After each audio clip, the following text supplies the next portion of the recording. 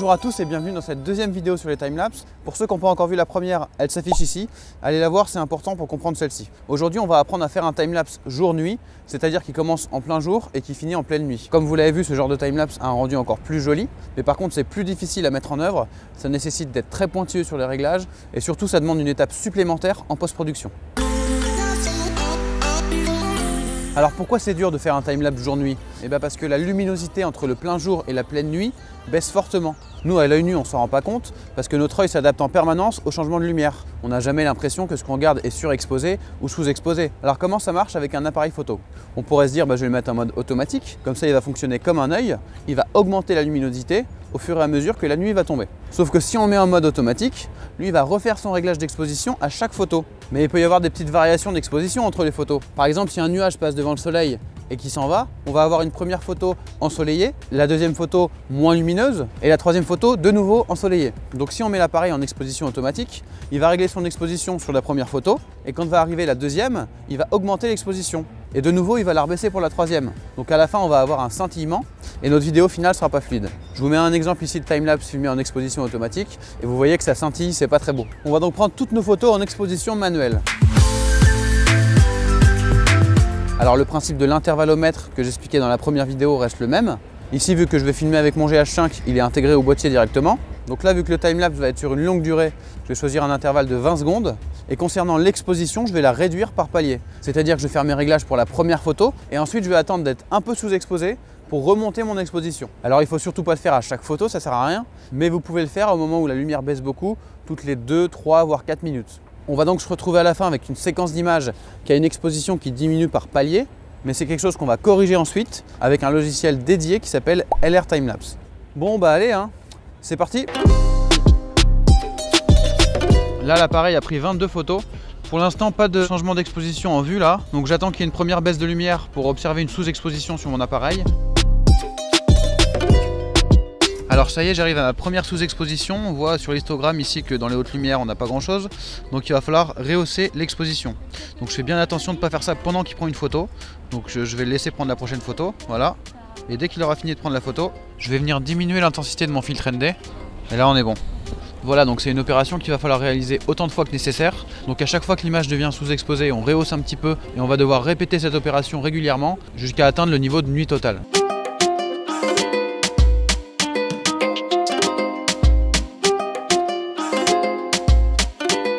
Voilà, donc il fait nuit noire. J'ai fini mes paliers d'exposition. Là, je suis bien exposé pour la nuit.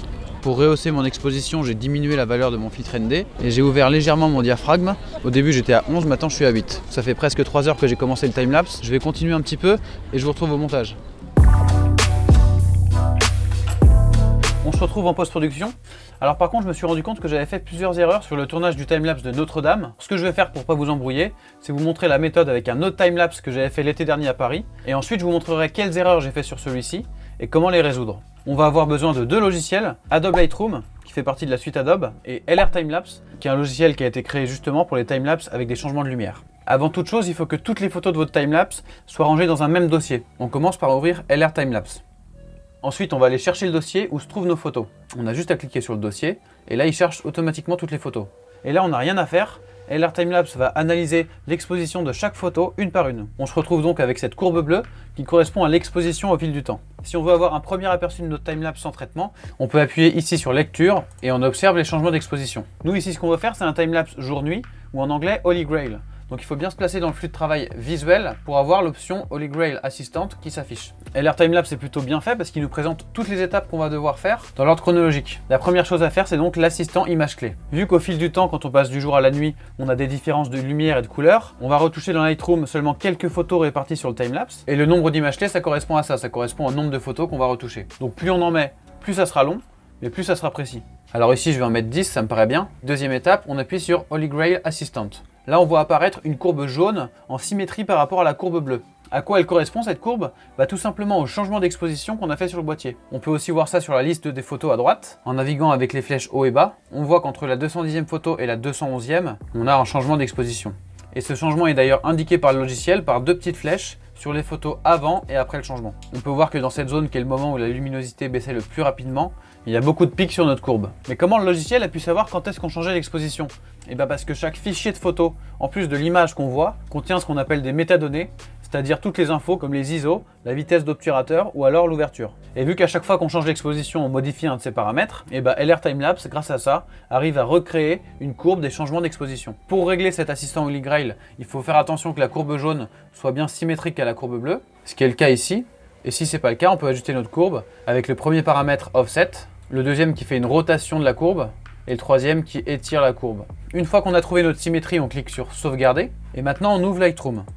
Quand Lightroom est ouvert, on retourne dans LR Timelapse, on décale notre fenêtre vers le bas pour voir Lightroom en dessous, et on va glisser-déposer ce bouton vers Lightroom. Maintenant, il va falloir importer toutes ces photos. Attention à bien cliquer sur Ajouter en haut et Importer. Mais nous, ce qu'on veut, c'est pas toutes les retoucher, mais retoucher seulement les images clés qu'on a définies dans LR Timelapse. Donc on va afficher uniquement les images clés en appuyant ici sur Filtre et LR Timelapse Keyframes pour images clés. Donc le but ici, ça va être de les retoucher une par une, mais en faisant attention à ce qu'il y ait une cohérence pour qu'elles s'enchaînent bien. On commence par la première, on clique sur Développement. Le but ici, c'est pas de vous apprendre à retoucher une photo sur Lightroom, vous trouverez de très bons tutos là-dessus, donc je vais passer assez vite sur les réglages. Une fois qu'on est satisfait des réglages de la première photo, on va dans Paramètres, copier les paramètres, copier. Et on va sur la deuxième et paramètres, coller les paramètres. Et là, on réajuste ce qui nous semble nécessaire et on va répéter cette opération 10 fois. Voilà, donc j'ai fini de retoucher mes 10 photos. Donc je retourne dans Bibliothèque, je sélectionne mes 10 photos, donc clique sur la première et clique sur la dernière. Je fais Métadonnées et enregistrer les métadonnées dans les fichiers. Maintenant, on retourne dans LR Timelapse, on clique sur Recharger. Donc là, LR Timelapse a importé les paramètres de couleur et d'exposition qu'on a modifiés pour les 10 photos. Maintenant, on va cliquer sur Auto-transition et le logiciel, en se basant sur les 10 photos qu'on a retouchées, va automatiquement appliquer des transitions automatiques sur toutes les autres photos.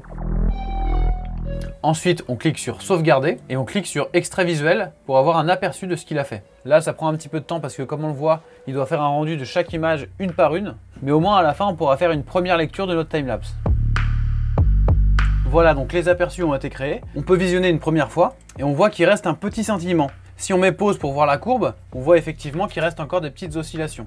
Donc pour peaufiner tout ça, on va cliquer sur Supprimer clignotement visuel. Et avec le curseur, on va demander un lissage plus ou moins important. Et on clique sur Appliquer. Ensuite, on clique sur Sauvegarder. Et là, on est reparti, il va nous recréer des aperçus visuels.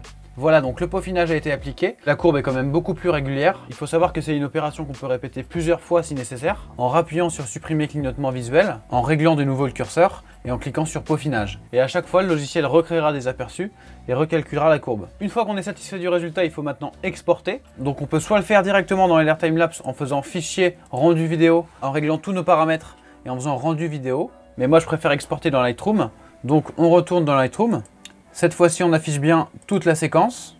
On sélectionne toutes les photos en cliquant sur Commande A ou Ctrl A sur PC. On fait Fichier, Exporter. Ici, on sélectionne là où on veut exporter nos photos. Donc, je vais les mettre sur le bureau, dans un sous-dossier que je nomme. Là, on peut laisser le nom du fichier. On peut choisir le format d'image qu'on veut, mais moi, je vais les exporter en JPEG. Qualité, je vais laisser au maximum.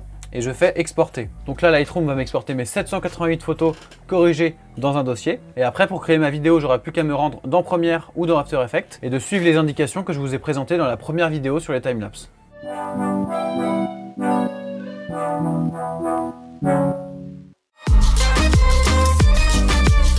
Alors maintenant, quelles erreurs j'ai fait pour mon timelapse de Notre-Dame? Quand je vais dans l'assistant Holy Grail, je remarque qu'il manque des changements d'exposition. Il en fait apparaître que 1 ici et 2, 3 ici. Alors qu'on voit très bien que sur ma courbe, il y a des changements nets à ces endroits. Donc comment ça se fait qu'LR Timelapse n'a pas repéré mon changement d'exposition?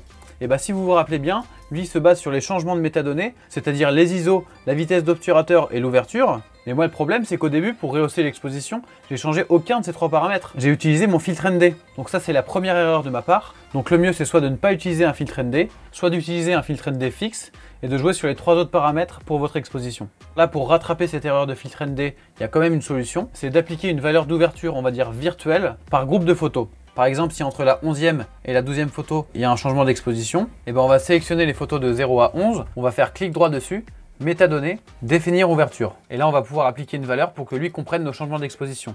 Donc vu qu'après, on est à 11, On peut mettre par exemple F16. Et là, on voit que la courbe jaune est bien symétrique à la courbe bleue à cet endroit-là. Et la deuxième erreur, c'est de mettre placé à un endroit où les gens passaient très proche de la caméra et me bouchaient quasiment complètement la vue. Ce qui fait que certaines photos sont très sombres, non pas à cause du ciel, mais à cause des gens qui passent devant la caméra. Donc ça fausse les informations, ça fait croire qu'il faut rehausser l'exposition sur ces photos-là, alors que pas du tout.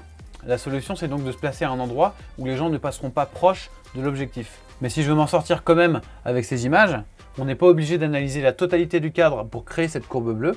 On peut très bien sélectionner qu'une seule partie de notre image. Et là, on voit que la courbe se recalcule automatiquement. En résumé, ces timelapse jour-nuit demandent un peu plus de patience, que ce soit au tournage ou au montage. Il faut être prêt à passer 3, 4, voire 5 heures au même endroit. Mais moi, je trouve ça sympa, ça permet d'observer ce qui se passe. Et puis avec une bonne chaise de camping et un bon pique-nique, ça passe tout seul. Au montage aussi, ça demande du temps, mais quand on voit le rendu final, ça en vaut la peine. Donc n'oubliez pas, il ne faut pas utiliser un filtre des variables et il ne faut pas se mettre à un endroit où les gens vont passer proche de l'objectif. Mais vous voyez, finalement, j'ai pu découvrir ça en pratiquant, en m'entraînant. Et je pense que de toute façon, c'est en faisant des erreurs qu'on apprend, ce qui a été mon cas aujourd'hui. Donc maintenant, à vous de vous entraîner, à vous de vous tremper. Et surtout, si vous avez aimé la vidéo, à vous de vous abonner.